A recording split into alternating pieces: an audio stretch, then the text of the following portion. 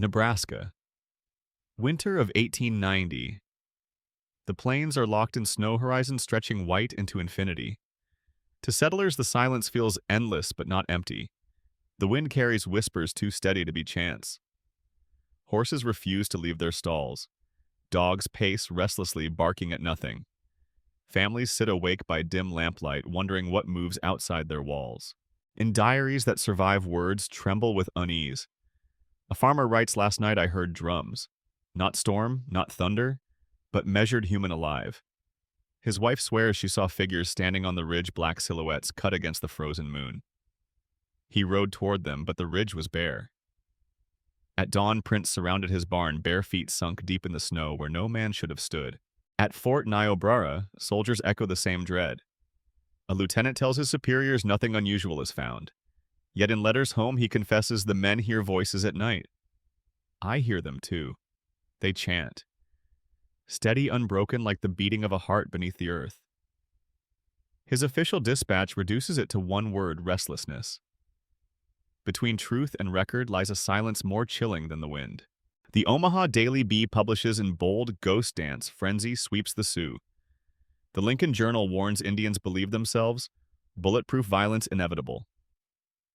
Sketches in ink show painted men, whirling eyes, wide bodies bent in fever. Readers devour the stories in cities far away. Settlers grip rifles tighter. Soldiers sharpen suspicion. Newspapers sell fear, and the prairie begins to breathe it. But inside the circles of the ghost dance, another reality lives. Men, women, children move together, stamping rhythm into frozen earth. Painted shirts gleam with suns, moons, birds of the sky. Their breath rises, mingling with smoke, lifting prayers toward ancestors. Some collapse in trances. They rise, speaking visions of buffalo returning, of rivers clearing, of soldiers turning to dust. To them, it is no frenzy. It is survival. Elders tell of ancestors riding beside them, unseen but felt. A young girl whispers of a white buffalo crossing her dreams.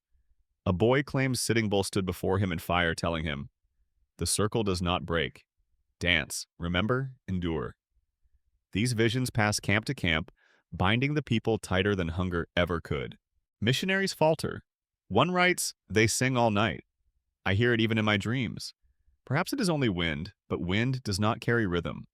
Another abandons his station after finding perfect rings of ash and snow where no fire had burned. He cites illness in his letter. Settlers say he lost his mind. Animals sense what men deny. Horses shy from open fields, eyes wide. Cattle collapse after bolting in panic. Hunters find deer carcasses arranged in circles, tongues blackened, eyes open. Official reports dismiss this as coincidence. Around Lakota, fire's elders whisper, the earth itself is speaking. The land bears old wounds. The Black Hills sacred to the Lakota are carved open for gold. Railroads slash across the horizon. Barbed wire scars the grass. Each fence feels like a theft. Each surveyor's line a wound. The land bleeds with us, elders say. And the ghost dance becomes salve for wounds that cannot close. Letters reveal private truths. A soldier writes, "I feel eyes on me at every patrol." Not human eyes. A rancher swears his livestock were moved into rings overnight.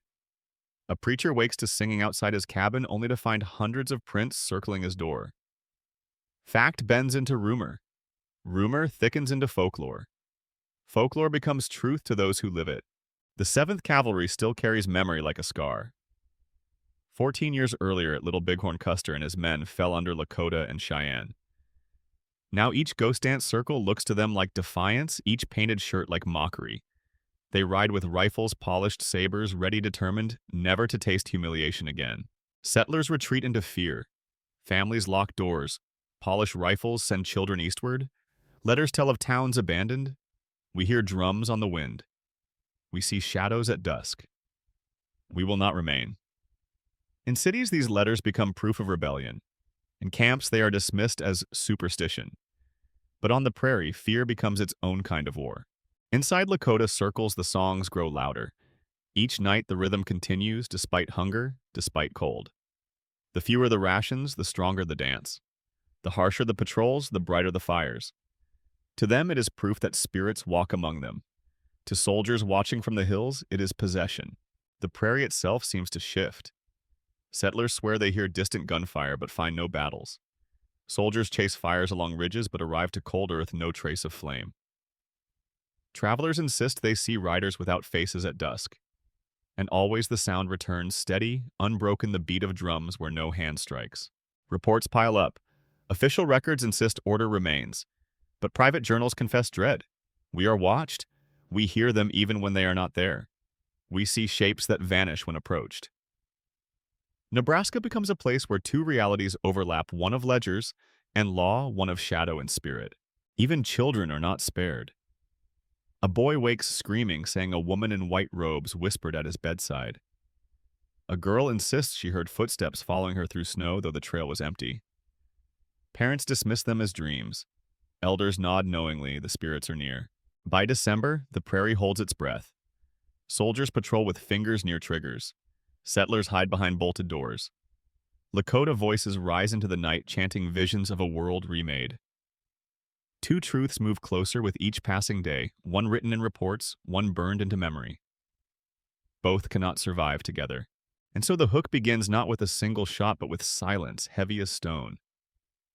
The winter of 1890 hums with inevitability. Drums roll across the frozen plain. Newspapers scream, horses shiver, children dream. The land itself leans forward, waiting. And all who hear it know something is coming, something that cannot be stopped. By the late 1880s, the frontier was changing. The endless plains of the Great West, once open untamed, were closing. Barbed wire cut across the grass like scars. Railroads stretched their iron lines into every horizon. What had been boundless became measured, fenced, divided. Washington called it progress, but for the Lakota, it was the beginning of suffocation. The buffalo were gone. Once millions, now only bones whitening in the sun. Hunters shot them by the thousands, left carcasses to rot. Without buffalo, the old rhythm of life collapsed. Where children once learned to ride before they could walk, they now sat hungry in cabins. Where warriors once followed herds across the plains, they now waited for rations that never came. Hunger pressed on every breath. The Black Hills, sacred center of the Lakota world, were lost after gold was found. The Fort Laramie Treaty of 1868 had promised them forever. Forever lasted less than a decade. Miners poured in the army, followed surveyors, drew maps. To officials, it was opportunity. To the Lakota, it was desecration, and still elders whispered, "The Black Hills are alive. They will remember us." Reservation life tightened like a noose. Rations cut again and again. Cattle scarce grain. Moldy blankets thin against the cold. Reports recorded it with chilling brevity, destitution increasing. Children visibly emaciated. Between those lines lay mothers giving their portions to starving children. Elders sitting quietly, eyes fixed on horizons where no buffalo returned. Winter of 1890 came like a blade. Snow deepened. Winds howled across empty fields. A soldier wrote, "Men collapse from cold. Villages silent. Prayers only." Another letter describes horses too weak to stand cattle falling in snow. Every sound carried further in the still air. And then drums. Steady, rhythmic, carrying for miles across the frozen prairie. The ghost dance rose from this silence. Spreading from the Paiute prophet Wavoka, carried on word of mouth. To the Lakota, it came as prophecy and answer when all else had failed. The dance promised restoration. The buffalo would return. Ancestors would rise. The world would be made new again. For people hemmed in by hunger and loss, it was more than ritual. It was survival. Fact and faith blurred. Agents wrote Indians seized by frenzy, dancing without end. Newspapers screamed savage mania sweeps the plains. But inside the circle, it was hope made visible. Dancers whirled until they fell, eyes glazed, whispering visions. A woman saw rivers run red, then clear. A boy dreamed of Sitting Bull walking with fire. Elders nodded. The old world is near again. Washington grew afraid. Telegrams buzzed eastward, ghost shirts believed bulletproof. Danger of outbreak imminent. Recommend immediate suppression. Each wire stoked panic. Politicians saw rebellion where there was prayer. Generals saw insurrection where there was vision. Orders sharpened. Troops marched west. The 7th Cavalry, the men who still carried the scar of Custer, rode again. Settlers felt fear seep into their bones. They wrote letters trembling. We hear them at night, drums' voices. We cannot remain. Cabins abandoned, wagons packed, towns thinned. Every fire on the hills became a war signal. Every chant carried on wind became a prophecy of blood. Fear itself became another weapon, Majasta, and it spread faster than any bullet. Yet in Lakota camps, the songs grew louder. Each night, circles expanded. Fires burned brighter. Painted shirts flashed with suns and moons. Children fell into trances whispering words no one had taught them. Warriors rose singing of rivers sweeping soldiers away. Outsiders called it delirium. But to those inside the circle it was proof. Proof the spirits stood close. At the heart of this stood Sitting Bull. Revered chief. Survivor of Little Bighorn. Symbol of endurance. His very presence unnerved Washington. Orders came remove him. On December 15, 1890, soldiers surrounded his home before dawn. A struggle. Shouts. A shot cracked the frozen silence. Sitting Bull fell. His death echoed like thunder. Washington called it necessary. The Lakota called it betrayal. Songs rose that night louder than ever before. Dancers swore they saw his spirit in firelight standing beside them. Children dreamed of him speaking, "The circle is not broken." Dance, endure. Instead of ending the movement, his death deepened it. The 7th Cavalry pressed on. Bigfoot's band, sick and weary, carried white flags. They were intercepted, led south under guard. Bigfoot coughed blood so weak he could hardly ride. They were escorted to a frozen bend in a creek. Orders camp here, the place was Wounded Knee. Silence settled over the land like a weight. By December's end, Nebraska stood between two truths. One written in ledgers, telegrams, orders. The other whispered in visions, songs, prophecies. One spoke of rebellion, the other of salvation. And the prairie itself, silent, endless listening, seemed to bend beneath the weight of both, holding its breath, waiting for the storm to break. The documents that survive from that winter are thin, almost cold to the touch. Lines of ink that carry no warmth, only weight. Reports filed by Indian agents at Pine Ridge repeat the same phrases, "Ghost dance continues." Participants refuse to cease. Rations withheld to compel obedience. Each line is clipped, precise, stripped of the cries it should contain. The Omaha Daily Bee, December 1890, prints headlines in bold. The Sioux threaten the peace of the plains. Its columns describe Indians whirling for hours in savage frenzy, their bodies shaking, their eyes wide. The Lincoln Journal echoes the fear, the ghost shirts marked with symbols of sun and moon believed to deflect bullets. Fanaticism is complete. The words read like warning bells. To the settlers in towns along the Platte River, those words are not print, they are prophecy. Military correspondence is more clinical. General Miles writes, "Troops required to maintain order. Reports indicate dangerous excitement among the Sioux. Recommend disarmament." Fort commanders echo him. Hostiles gathering in significant numbers. Action must be decisive. Yet even here, between measured phrases, unease creeps in. A captain admits privately the men are unnerved by the singing. They hear drums when none are played. Missionary journals reveal another layer. One Methodist teacher at Rosebud writes, "I tried to preach to them of Christ, yet they answer with their dance, their eyes distant as though seeing a world I cannot." Another leaves suddenly recording only I hear them in the night. Not with ears, but with bones. His resignation is explained as illness.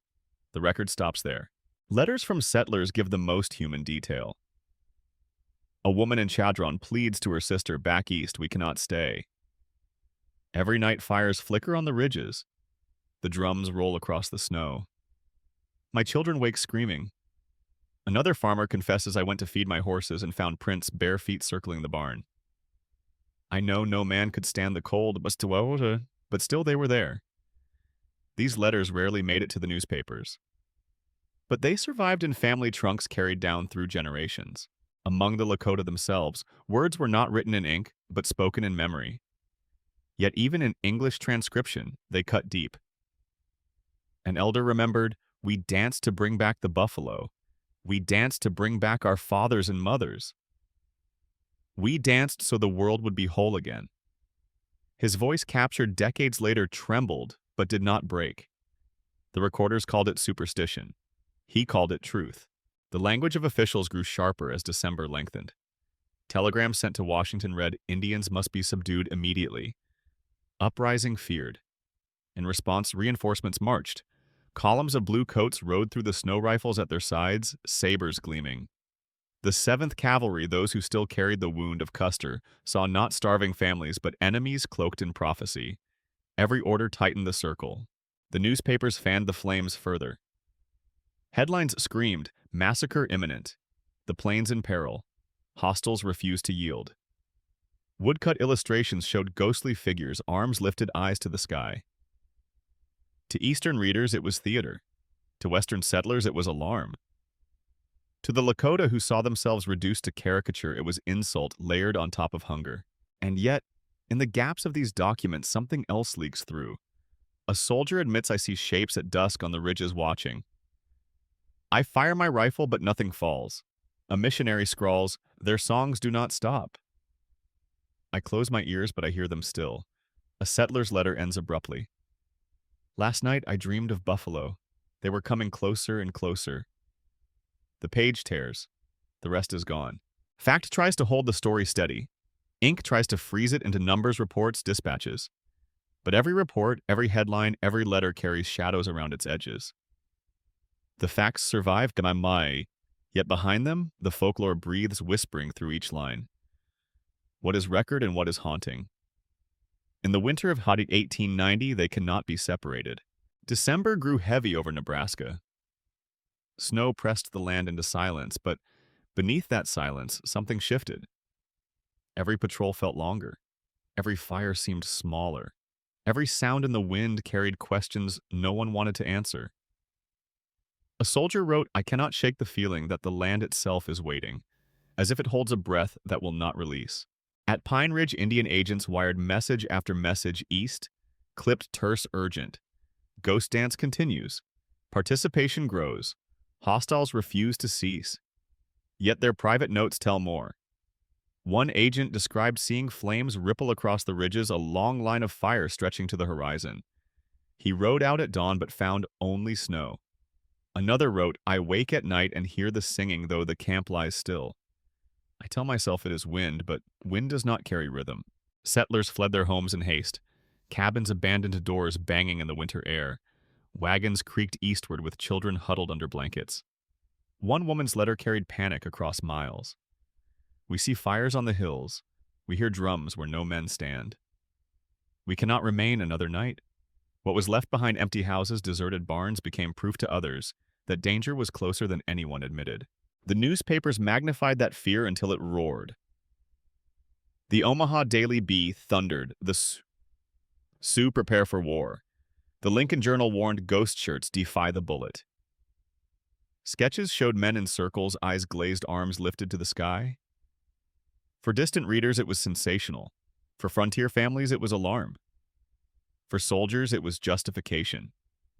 Ink on paper turned into orders carried out with rifles. Strange happenings multiplied like shadows. A patrol sent into the hills never came back. Days later, their horses stumbled home, froth on their mouths. Saddles torn, eyes rolling as though they had seen something unspeakable. Searchers found no bodies, only a circle of blackened stones pressed into snow. Not warm, not burned. Only arranged, waiting. A preacher near Chadron wrote of being woken by voices outside his cabin, chanting low, circling steady. At dawn, hundreds of footprints ringed the house, though no person had passed by.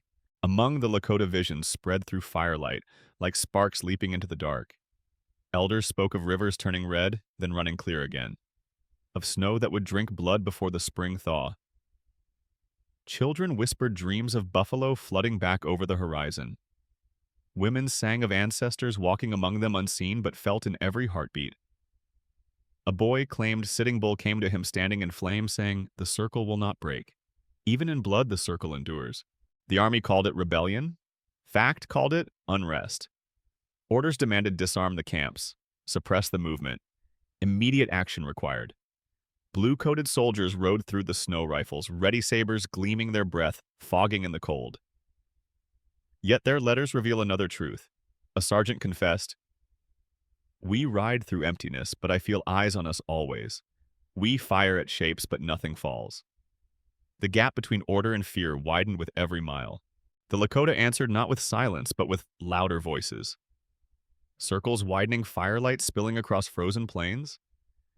Painted ghost shirts flashed with suns and moons, sacred designs said to deflect bullets. Dancers collapsed in trances, rose again, speaking words no one had taught them. Some whispered of soldiers crumbling to dust. Others sang of rivers sweeping their enemies away.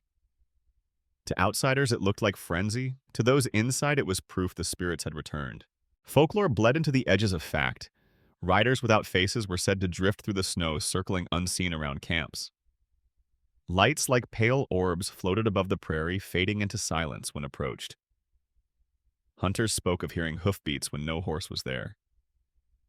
These tales moved fast, whispered from soldier to settler, settler to agent to Washington.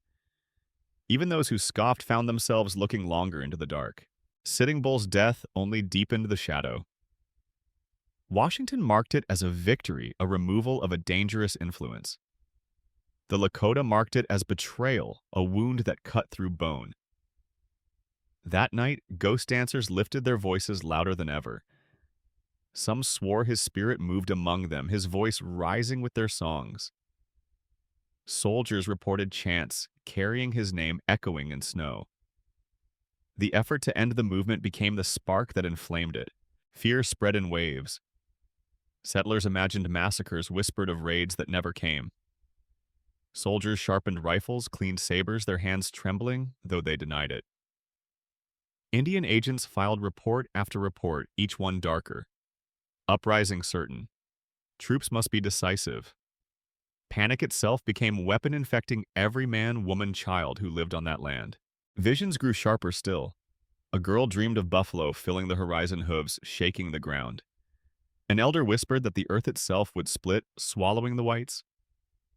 A boy told of ancestors in shining light, standing between them and bullets.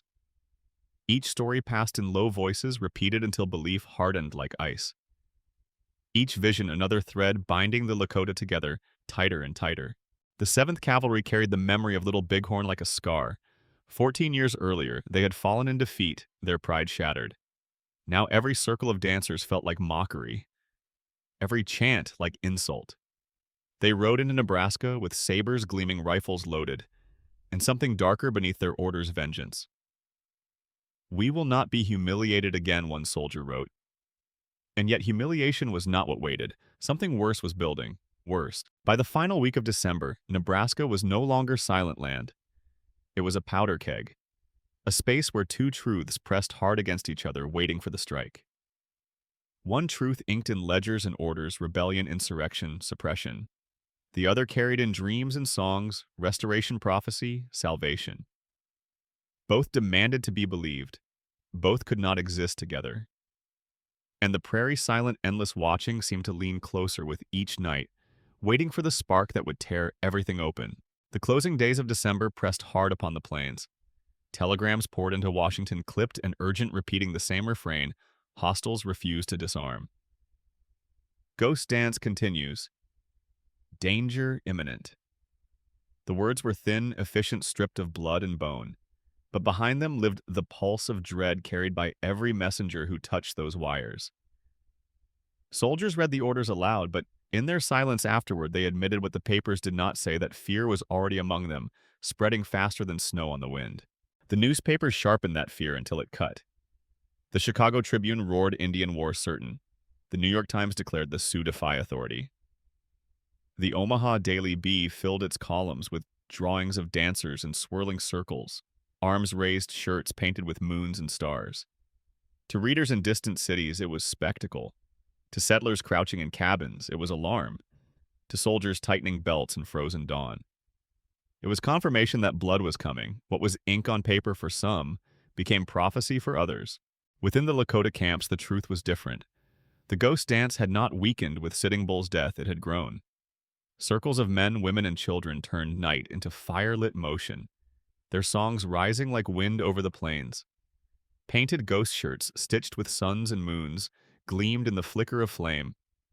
Dancers collapsed in trances, rising again with whispers wars of visions, buffalo thundering back rivers sweeping rifles away ancestors walking through snow. To the Lakota, each movement was survival. To the soldiers who watched it, was defiance dressed as prophecy. Reports began to tell of strangeness beyond comprehension. Soldiers claimed to see fires stretching like serpents across the ridges. When they rode to investigate, there was only untouched snow. A missionary described a woman who fell mid-dance and rose with a voice not her own speaking words. No one recognized words that felt older than the hills. Farmers buried cattle found dead in rings, heads turned inward, eyes wide as though frozen by something unseen. These stories did not appear in the official dispatches, but they traveled mouth to mouth, feeding the unease. The army answered with pressure. Orders hardened. All Indians must surrender arms. Immediate suppression required. Columns of blue moved across the plains, rifles on shoulders, sabers glinting with frost. Yet their private journals revealed cracks in their resolve. A sergeant confessed, "I fire into the night, though I see no enemy. I hear singing when there is no voice. The hills breathe, and it is not wind." Such words never made it to reports. They were hidden in letters home carried in trembling script. The visions among the Lakota grew sharper as the soldiers drew closer. Elders spoke of snow drinking blood before thaw, of a storm washing the land clean. Children told of white buffalo leading them into valleys the soldiers could not follow. Women sang of ancestors walking beside them, unseen but close. Warriors whispered that they felt hands on their shoulders and the dark voices urging them to endure. Belief hardened like ice. Hope became shield. And in each circle, the line between prayer and prophecy blurred until it vanished. Incidents multiplied across the plains like echoes that would not die. A scouting party vanished, their horses stumbling back days later with torn saddles, foam dripping from their mouths. Settlers spoke of faceless riders drifting along the ridges at dusk, shadows that moved without hoofbeats, without sound. Others told of pale lights floating above the prairie, glowing, vanishing, reappearing miles away. Officials dismissed them as illusions, but those who saw them carried the memory like a wound that did not close. The reports grew ironclad as Washington demanded action. Resistance must be crushed. Indians must be subdued. Generals spoke of necessity. Politicians of inevitability. But letters from soldiers told another story. One captain wrote to his wife, "The drums do not stop. Even in silence I feel them. I pray, but the sound enters my bones. I fear we are marching into something no bullet can quiet." These letters were never published. They remained folded in drawers, trembling with truth. The Lakota whispered another language by their fires. They said Sitting Bull had not died but transformed. His spirit walked among them, carried in every song, every flame. They said ancestors circled them in the snow shields of light, rising where soldiers saw only darkness. They said the earth itself would protect them, bullets turning to dust, sabers shattering against unseen hands. To those inside the circle, these were certainties. To those outside, they were omens too strange to endure. And then there was Bigfoot's band. Gaunt, weary, sick with fever, yet still pressing south through snow.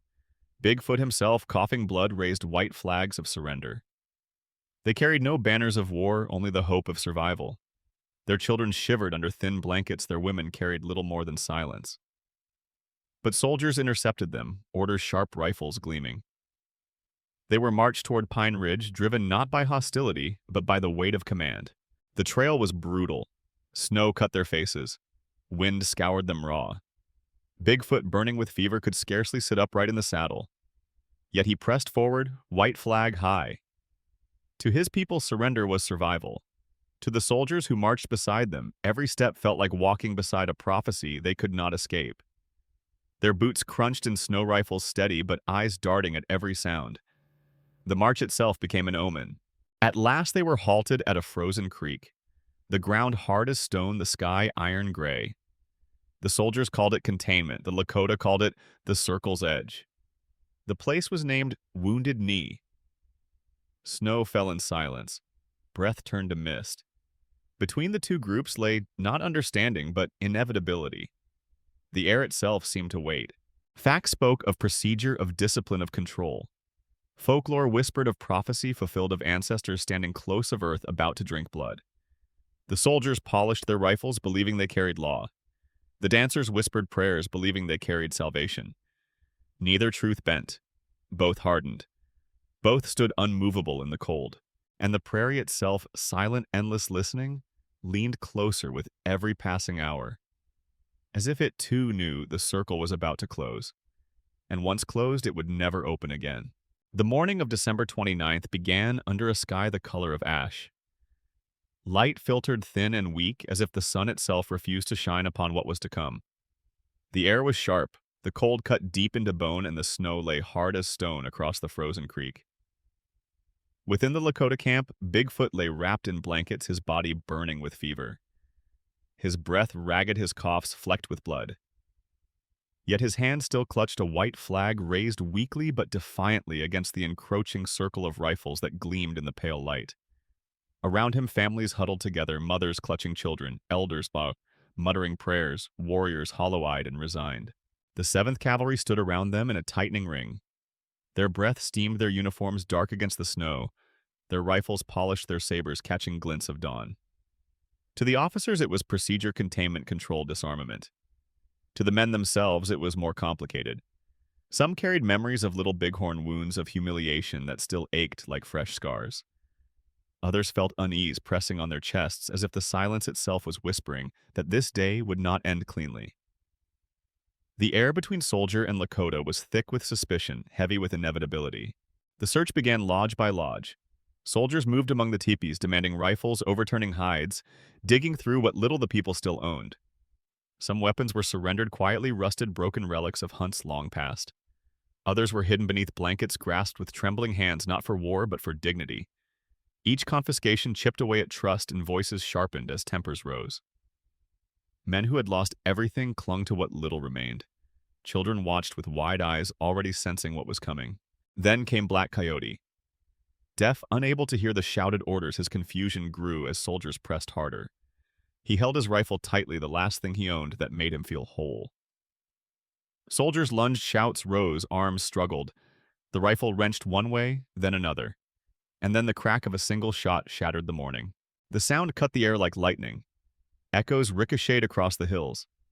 For an instant time froze, eyes widened, breaths stopped. Even the snow seemed suspended. No one could say with certainty who had fired first. Some insisted it was Black Coyote's gun discharging in the struggle. Others claimed a soldier's finger slipped. Some whispered later that it mattered little because the spark was always waiting. And now it had come. Gunfire erupted in every direction. Soldiers fired into the camp in blind panic.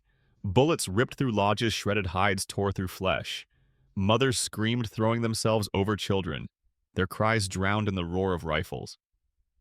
Warriors scrambled for weapons, but found none. They had been stripped of them hours before. Some fought with knives, others with bare hands, but most could only run, fleeing toward the frozen creek where death waited in every direction. From the ridges above, the Hotchkiss guns opened. 4 cannons thundered down, firing shell after shell into the cluster of lodges.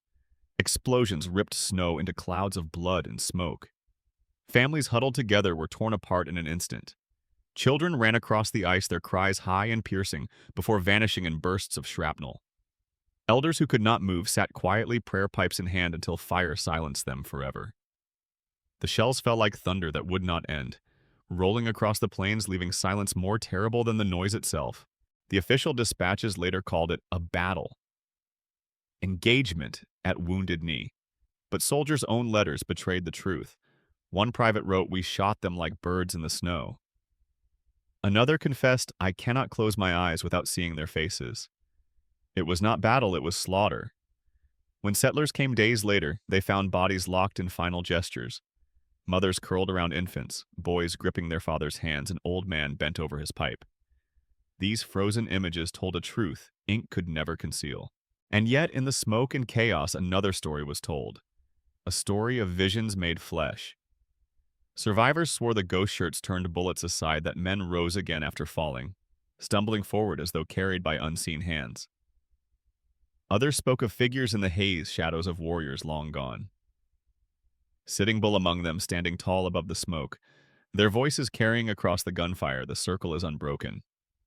Even soldiers muttered of strange shapes moving in the storm of drums, louder than rifles of voices that haunted them in the silence between shots. Bigfoot fell amid the chaos. His body racked with fever, he still held his white flag until the storm of bullets cut him down. He crumpled into the snow, the flag staining red. Around him, his people collapsed. Over 200 men, women, and children fell in a single morning. The flag of surrender, meant to protect them, lay broken in the bloodied snow. When the firing stopped, the silence that followed was not peace, it was hollow. Crushing silence filled with absence. Smoke drifted across the creek. Powder stung the air. Bodies lay strewn across snow that could no longer hold so much blood. Soldiers stood among them, faces pale, eyes emptied. Some hardened themselves with the word duty. Others bent their heads, whispering prayers they no longer believed in. One officer wrote in his log, "It is finished." But the land itself whispered otherwise. Because Wounded Knee was not finished, it was only beginning. Survivors crawled from beneath bodies, children stumbled from under their dead mothers. Women staggered into the hills, bleeding but alive. They carried with them memory, turned into words, turned into prophecy. The earth drank deeply, one elder whispered later. The snow remembers. Their words outlasted bullets. Even among the soldiers, the massacre lived on. Men who had fired rifles that day admitted to hearing drums in the silence of night, whispers threading through the wind, visions that clung to them for life. Some drank to forget. Others prayed without peace. Medals of honor were given, but they hung heavy, meaningless against the shadows of memory. Official reports claimed victory. Their dreams said otherwise, and the prairie itself bore the wound. Snow continued to fall, covering the frozen creek, concealing but not erasing. In spring, grass rose tall, swaying with whispers no ear could fully catch. Travelers who came there later spoke of heaviness as though footsteps were never alone. The land remembered. The silence remembered. The circle closed in blood, and it did not open again. The climax of Wounded Knee was not just violence, but the collision of two truths, one written in ledgers cold, claiming procedure. The other carried in visions, songs, and whispers, declaring that the circle of life could never be broken. Both endure still, and in the endless silence of the prairie, those truths walk together, one of record, one of memory, bound forever in the snow that fell that morning. When the last echoes of gunfire faded, the snow at Wounded Knee lay heavy with silence. Silence so deep it seemed to press against the chest, making breath itself feel stolen. Silence broken only by the wind curling through the broken lodges, rattling scraps of canvas and wood. Silence that no report could ever capture. More than 200 Lakota lay across the frozen creek, their bodies stiffened by cold, their shapes frozen mid-motion. Mothers still curled over children. Boys gripped in their fathers' arms. Elders bent forward as if their final prayer had not finished. The earth beneath them drank deeply and remembered. The dead remained in the snow for days. Storms swept across the prairie, covering bodies in drifts that hid but did not erase. When soldiers returned to bury them, the ground was too hard to break, so a single pit was hacked open in the frozen earth. Into this grave, bodies were thrown one upon another, twisted, tangled, indistinguishable. Men beside women, infants beside warriors. Life piled into silence. Photographers came capturing faces frozen in anguish, limbs bent at unnatural angles. These photographs traveled eastward, printed in newspapers that softened the words but could not soften the images. Readers stared. Some turned away quickly, unwilling to face the truth. Others stared too long, haunted by eyes that seemed still to plead through glass. In Washington, the story shifted.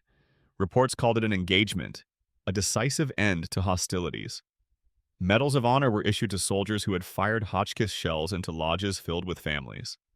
Citations praised discipline, praised courage, praised victory. The words of power sought to bury the truth as deep as the grave in the snow.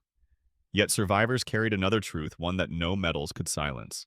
Children who had crawled from beneath the dead grew into elders, their voices trembling as they told of what they saw that morning. They spoke of flags raised in surrender, ignored and broken, of the sound of cannons against unarmed women, of bodies frozen in prayer. They whispered to their grandchildren that the circle had not been broken, that the snow itself remembered, that the drums still beat faint and steady beneath the silence of the land. Fact was ink, but memory was blood, and blood endured. Even among the soldiers, ghosts lingered. Letters home revealed fractures in the facade of victory. One man wrote, "We shot them like birds in the snow." Another confessed, "I pray, but I see their faces. No metal silences them." Some drank themselves into oblivion. Others prayed in vain, whispering apologies into nights that never answered. Official reports said triumph. Their dreams said otherwise. In the quiet of barracks in the long winters, the sound of drums returned. Low, steady, impossible to silence. The land itself bore the wound. Travelers who came years later spoke of an air that felt heavy, as though footsteps pressed into something more than soil. They described silence that lingered too long, pressing against the ears, making the heart beat harder. Some claimed to hear voices on the wind, children crying, women calling out prayers half-spoken. Others swore they heard drums in the distance. Faint, steady, as though the ghost dance had never ceased. Grass rose tall over the frozen creek, swaying as though in rhythm. Snow fell each winter, blanketing the ground again and again. Yet the earth refused to forget. Historians turned to archives, sifting through telegrams, field reports, newspapers. They found contradictions everywhere, numbers that shifted details, that blurred truths, hidden behind phrases like procedure and discipline. Yet even the coldest reports could not erase the photographs, could not silence the survivors' words, could not outlast the memory of the land. Debate raged, battle or massacre, duty or crime. But the photographs told what words tried to bury. In Lakota, memory Wounded Knee was more than slaughter, it was prophecy fulfilled. Elders said the ghost dance had foretold it, that the circle of suffering would close in fire and blood. Yet even in death, they said the circle remained unbroken, for the spirit endured, whispering through wind and song. The massacre became part of their story, not as ending, but as warning. A wound carved into the heart of their people, carried through generations as proof of endurance. The echoes spread far. Writers and reformers raised voices demanding justice, calling for recognition. Some spoke boldly in newspapers, naming massacre where officials named battle. But power turned away, medals remained, silence endured. And yet whispers grew. They said Wounded Knee was not the end of war, but the beginning of haunting. That the land itself had joined the circle of memory, keeping vigil for those who had fallen. Among soldiers, medals weighed heavy. They were meant to honor, but they clinked like chains. Some hid them away ashamed. Others wore them, but never spoke of them. A few turned bitter, insisting on duty. But in the dark, in the moments between sleep and waking, they too heard the drums. Faint but steady, echoing from a creek they wished to forget. The land never healed. Even today, travelers to Wounded Knee say the place feels different. The air heavier, the silence too long. They say the prairie whispers, that shadows move at dusk, that the wind itself carries voices. Some dismiss it as imagination. Others leave unsettled, the weight lingering long after footsteps fade. Wounded Knee does not release those who walk its ground. And so we return to the questions history refuses to close. Was Wounded Knee the end of war or the beginning of a haunting? Was it victory or was it prophecy written in snow and blood? Was it silence or a drumbeat that still echoes? Documents tell one story. The land tells another. Which do we believe, which survives? If the earth remembers, if the snow remembers, if the circle remains unbroken in whispers and in wind, then perhaps this story is not past at all. Perhaps it is still here, unfolding around us, reminding us that no silence is empty, no wound ever fully heals, no circle truly closes. And you listening now have stepped into that circle. A circle that carries both history and haunting, both fact and spirit, both silence and drums. If you wish to walk deeper into these echoes, into voices that refuse to die, stay with us. Subscribe, and return to the circle once more.